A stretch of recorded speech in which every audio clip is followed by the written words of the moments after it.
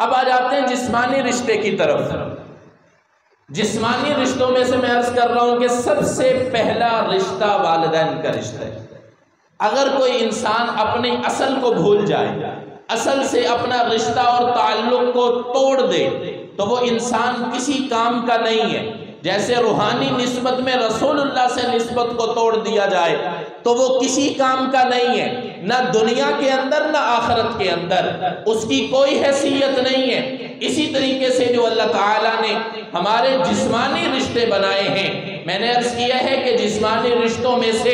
سب سے پہلا رشتہ، سب سے بڑا رشتہ، سب سے مقدس رشتہ، سب سے اہمیت والا رشتہ اللہ تعالیٰ نے والدین کا بنایا ہے۔ اگر کوئی انسان اپنے والدین کے رشتے کو توڑ دیتا ہے، اگر کوئی انسان اپنے والدین کو چھوڑ دیتا ہے، اگر کوئی انسان اپنے والدین کی نافرمانی کرتا ہے، اگر کوئی انسان اپنے والدین کو تکلیف پہنچاتا ہے،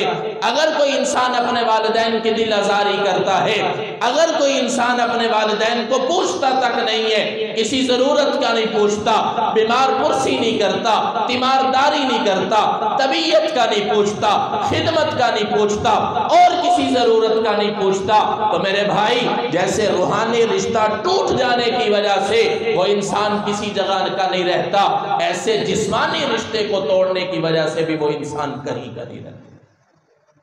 تو اس لیے یہ جو رشتے ہیں سارے رشتے مقدم، سارے رشتے ہمارے لیے اہمیت کے حامل ہیں۔ کسی رشتے کو بھی نظر انداز نہیں کرنا چاہیے، اور کسی رشتے داروں کو اہمیت دینا، ان کے ساتھ ملنا، ان کے ساتھ میل جول رکھنا، اسی کو تو شریعت کے اندر صلہ رحمی کہا گیا ہے۔ ایک اور بات ذہن میں رکھیے گا، ایک حدیث مبارکہ آتی ہے، اس کے اندر بڑا زبردست مضمون ہے۔ اللہ کے نبی صلی اللہ علیہ وسلم نے فرمایا کہ اگر کوئی انسان یہ چاہے کہ میرے مال و دولت کے اندر، میرے رزق کے اندر، میرے کاروبار کے اندر، میرے رزق کے اندر، تجارت کے اندر فراوانی آ جائے، ترقی آ جائے، اور میرا کاروبار دن رات پھلے پھولے، تو اس کو یہ چاہیے کہ وہ اپنے رشتہ داروں کے ساتھ صلہ رحمی کرنا شروع کرے۔ اب اللہ کے نبی صلی اللہ علیہ وسلم کیا فرما رہے ہیں کہ دنیاوی ترقی،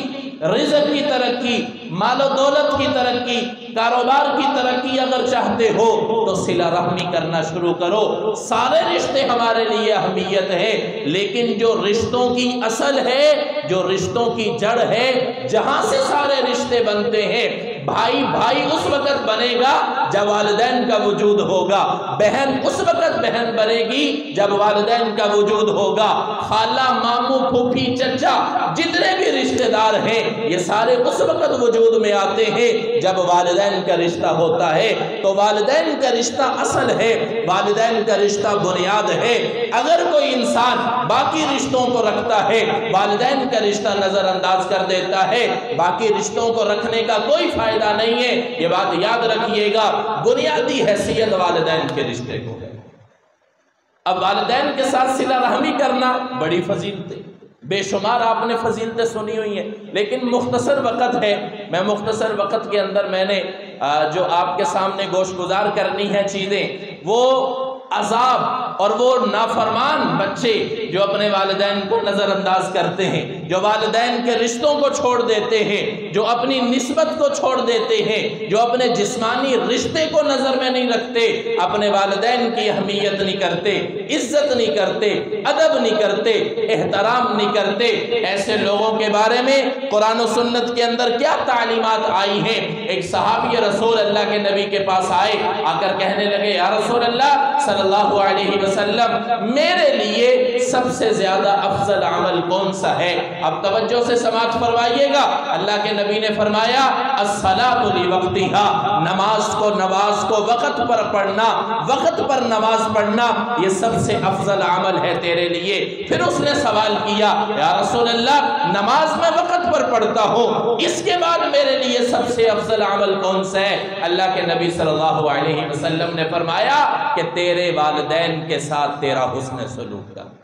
اب اتنی بڑی عبادت ہے، نماز کے بعد سب سے بڑی عبادت والدین کے ساتھ حسن سلوک ہے۔ لیکن میرے بھائی بہت سارے لوگ نمازیں بھی پڑھ رہے ہوتے ہیں، والدین کی بے احترامی بھی کر رہے ہوتے ہیں۔ کچھ تو ایسے ہیں جو نمازوں کا پتہ ہی نہیں ہے، جن کو اللہ معاف فرمائے، جو نماز بھی نہیں پڑھتے، دین پر بھی عمل نہیں کرتے، وہ بھی والدین کے نافرمان ہیں، وہ بھی عذاب کے اندر جائیں گے۔ لیکن جو نمازیں بھی پڑھتے ہیں، جو اپنے آپ کو دیندار بھی کہتے ہیں، جو چہروں پر سنت رسول بھی سجائے ہوئے ہیں، لوگوں کے سامنے اپنا روپ ڈالتے ہیں، ہم دیندار ہیں، ہم متبع سنت ہیں، ہم متقی انسان ہیں، ہم تقوی والے ہیں، لیکن والدین کی نافرمانی کرتے ہیں۔ یہ بات یاد رکھیے گا، یہ کوئی تقوی اللہ کے ہاں قابل قبول نہیں ہے۔ ایک حدیث مبارکہ آتی ہے، اللہ کے نبی صلی اللہ علیہ وسلم نے فرمایا لیلۃ القدر کی رات میں اللہ سارے انسانوں کو معاف کر دیتا ہے، جو بھی اللہ سے توبہ اور استغفار کرتا ہے،